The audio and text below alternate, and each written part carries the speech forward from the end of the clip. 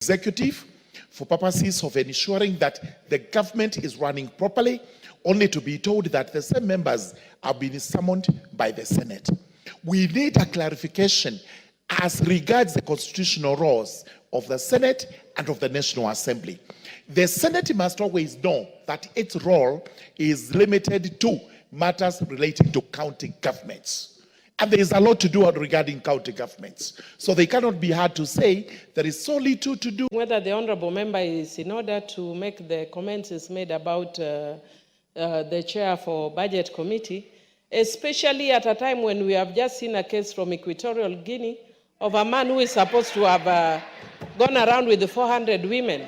Is he encouraging such bad behavior in this country? We cannot allow such bad behavior because it is discriminatory against women. Unless it is shown that women can also do exactly the same thing. If we cannot, he is completely out of order. He cannot say such things or do such things. Minority Whip, I heard Honorable Murugara to say that the chair of Budget and Appropriations Committee is a very amiable man, and so anybody around him would be expected to be happy.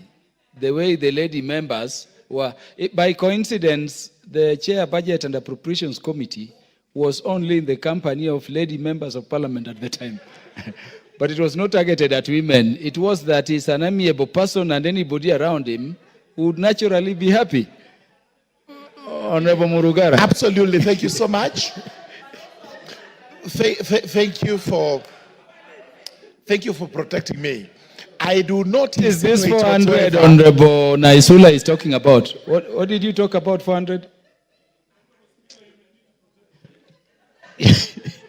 Honorable Murugara, let's proceed. Yes. Yeah. The trouble is Honorable Wamboka is also seated next to the honorable members, including the minority whip and the gracious lady from Samburu. And therefore, you can see how excited he is.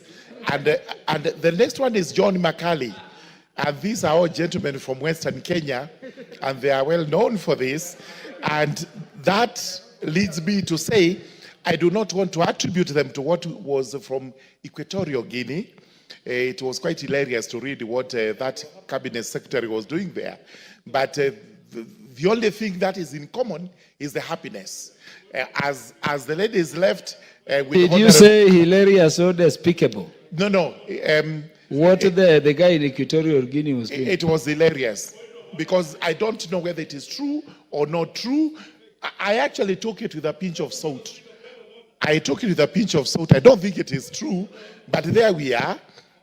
Wamboka, we will not disrupt main parliamentary business for points of order. Yeah, so you'll allow Honorable Murugara to continue. So let's continue with the problems we have with the Senate.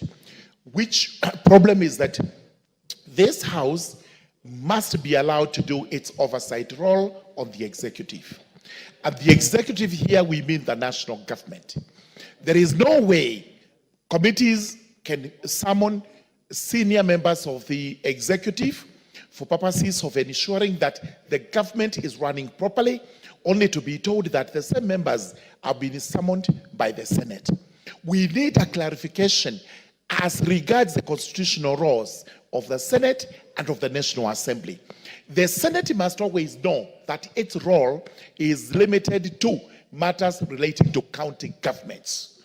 And there is a lot to do regarding county governments. So they cannot be hard to say there is so little to do where the counties are concerned, and therefore we have to delve or poke our noses into what the national government does. Sometimes they try to say that the roles are cross-cutting, and this we now need clarified.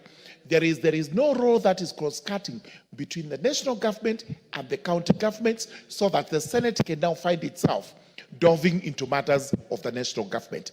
I think the request is timely. Kindly make a ruling so that we all know that we need to meet the executive when time comes without any deviation from the Senate. Thank you very much.